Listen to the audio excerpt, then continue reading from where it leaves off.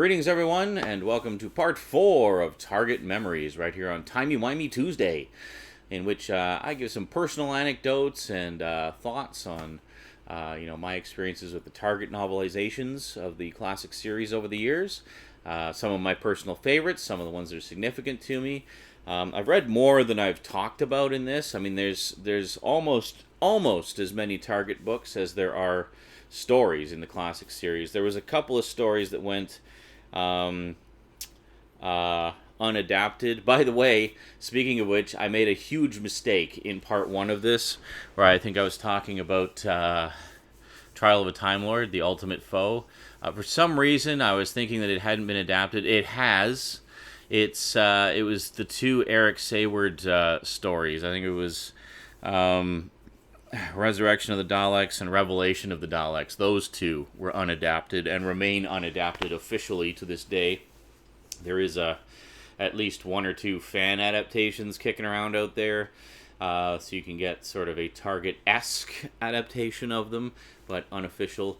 And then there were the Douglas Adams stories as well. There was, what was it, The Pirate Planet? Was that one? Actually, maybe that one was adapted. I don't remember. If it was, here's a picture. If there's no picture there, then it wasn't adapted. Tell me, subtitles, was it adapted? Well, there's your answer. Now, the other 2 Douglas Adams stories, City of Death and Shada, have since got novelizations written by other people, but based on Douglas Adams' original script, so that's pretty cool.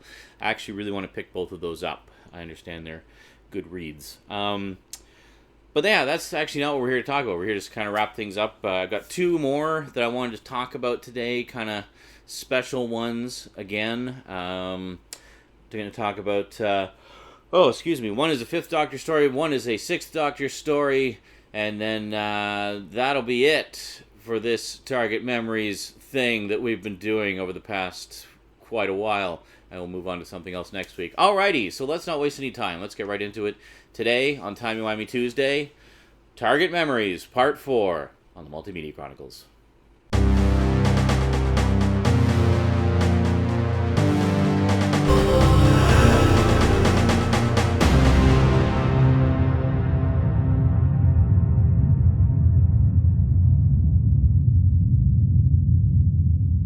Welcome back. Okay, so first up we have the 20th anniversary story, The 5 Doctors. Oh my god, one he actually owns. Yes, this was one that I did manage to reacquire.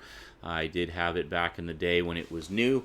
Interestingly enough, this is the 1st edition. I think the original one that I had was the 2nd edition. There was a couple of printings of this.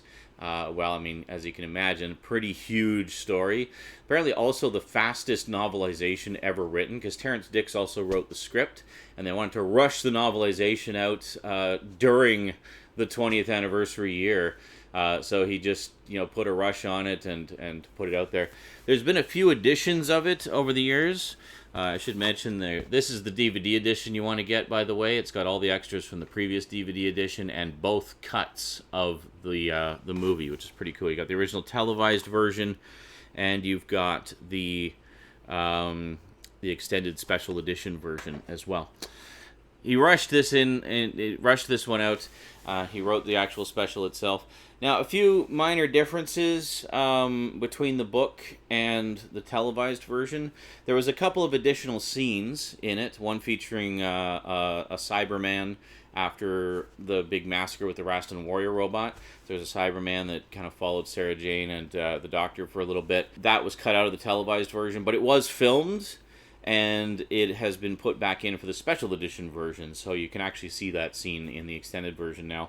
There was another scene with the Master, the Cybermen talking about the Master.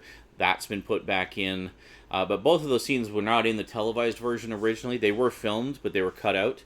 They do appear in the book. So the book was actually the only place you could see those scenes. One other big discrepancy that fans have talked about for a while is the fact that in the book, Susan refers to the Doctor as Doctor, whereas in the show, she only ever referred to him as grandfather. In fact, Caroline Ford herself was adamant about not calling him Doctor, when they filmed the special, and they let it go and let her call him grandfather, as it should be. But for whatever reason in the book, she still calls him doctor, which is really weird and kind of off-putting, because that's not what Susan calls him, like, ever. It's just, and the thing that surprised me is this is written by Terrence Dicks. He wrote the script and the novelization, and if anybody is an authority on Doctor Who lore, it's frickin' Terrence Dicks. I mean, he was the story editor for a while, he wrote a pile of stories for the show, and he wrote more of the novelizations than anybody, by a pretty wide margin. Like, he just wrote, I remember it's like almost every book I picked up was written by Terrence Dicks. I was like, wow, does this guy just write all the novelizations? And but no, there's others. There's other authors, obviously, but he wrote the lion's share of them for sure. Oh yeah, I wanted to mention. I'll tell you about that in just a second here. I wanted to mention the original home video release of the Five Doctors was a different cut yet again. It was actually a slightly trimmed cut, which cut out, just inexplicably cut down on some bits, just cut some bits and pieces out of it, and it really annoyed me. So for the longest time, my preferred viewing copy of the Five Doctors was one that I'd recorded off of PBS, because it was the original. What the hell? Something's backing up out there. Anyway, because it was the original uncut version with all those little bits still in it.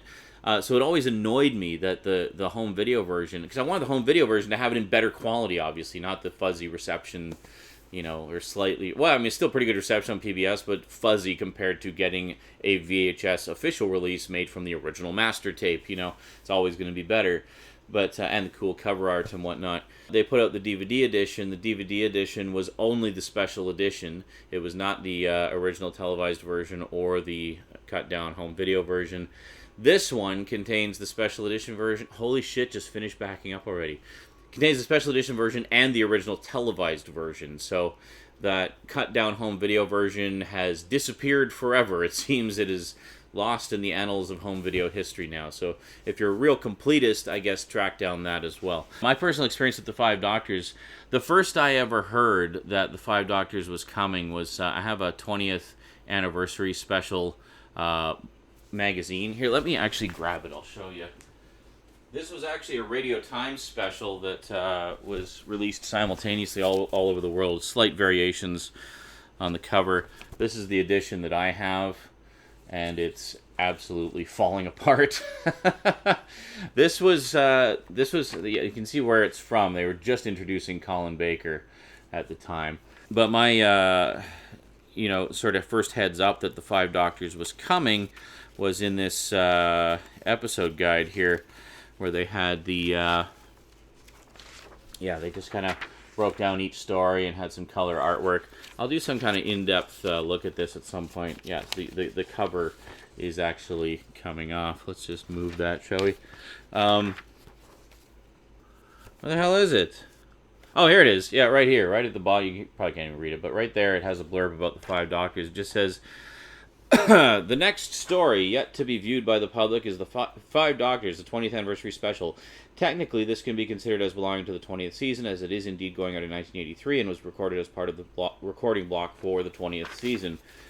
It promises to be, excuse me, it promises to be a glorious reunion of many old characters from the series lasting 90 minutes. Anybody who has ever enjoyed the show should find something in it to delight them, with all the Doctors and some surprise appearances by old monsters. And that was the first I'd heard of it. I was like, oh my god, they're doing like a Five Doctors fest. It's going to be awesome, so cool. And I was pretty stoked about it. And it was a little while before, I think is there something else? I think there's something else in here. Is it, say here? Oh, no, it just kind of has, it said the Five Doctors, but it actually just has sections about each of the Five Doctors in there. Yeah, that was my Doctor Who Bible for a very long time, and my sort of big go-to resource for information about the show. It's a wonderful magazine. You can still find it on eBay. Sometimes there's a few different iterations of it, but all the same content inside, basically. So anyway, so it was a while before the PBS airings managed to catch up to where it was. I think it wasn't until 1984 that I actually saw the 20th anniversary special. However, the Target books were always right up to date, and we would get them pretty much as they came out. in the local bookstores there. So when I saw the Five Doctors on the shelf, I grabbed it immediately. I was like, "Oh my god!" And at first, I wanted to maybe wait until I saw the show, but yeah, I couldn't wait. So I ended up reading the book, and this was actually my first experience with the story, and my first experience with many of those early Doctors. Actually, was reading about their adventure in the Five Doctors. Now, as far as distinguishing them from each other in text form, there's no illustrations or anything. It's all just text. They're basically just referred to by number: Doctor 1, Doctor 2, Doctor 3, etc. Just a really easy way to sort of distinguish them from each other. I remember one part in particular. It just occurred to me now, when the second Doctor is off with the Brigadier and they encounter the Yeti. And he uses was it the glitter gun, or no, the galactic glitter, to light up the cave so they can see what's chasing them. In the book, it describes the Doctor's reaction as I'll see if I can actually find the passage here. Just give me 1 second. Here we are. I found it. Okay, so he uses the galactic glitter and says, "Suddenly a fountain of golden sparks shot up in the air outside the little cave, illuminating in its golden glow the giant shaggy form of the creature that was pursuing them. 'It's a Yeti,' said the Doctor happily. He sounded almost as if he was welcoming an old friend." That little description there always stuck with me. I pictured in my mind him almost like jumping for joy, like "It's a Yeti!" Like just so happy and overjoyed. So I was kind of disappointed when his reaction in the actual show was more just kind of straight. It wasn't really, he's like, "It's a Yeti." It was very matter of fact. But I was so disappointed that he wasn't like squealing with delight. It's amazing, like what imagery and sort of things can be conjured in your mind. Imagery and things. Wow, why? This is why I'm not a writer right now. I swear I could be more flowery in my descriptions when I actually have a functioning brain. It's amazing what imagery and things that stick with you that can be conjured up by just a few words on the written page. That little description has stuck with me forever. Like every time I see that scene in the Five Doctors, I remember that little description. It just pops right in there. It's involuntary. It just happens. And there's other little things like that too. Oh, I should mention there's another passage in here when just before the first Doctor is abducted by the Time Scoop, indicating that he's nearing the end of his first incarnation and he's getting close to the time when he needs to regenerate. So it kind of puts it in a time frame. It's always been difficult to put every Doctor exactly into their timeline where they were lifted out of. You can go crazy trying to figure it all out. Just, don't think about it too much. Just enjoy the story. For the most part, The Five Doctors is a fairly straightforward adaptation. Honestly, there's not a lot that's particularly notable or special about it. It just kind of does what it says on the tin and gives you a straight-up adaptation of the story. Due, I'm sure, in no small part to the fact that it was such a rush job. They wanted to get it out so fast. Terrence Dicks had just finished the script and then was bang, straight into the novelization and had to get it out in time for the 20th anniversary. So I'm not surprised that it was a fairly straightforward adaptation.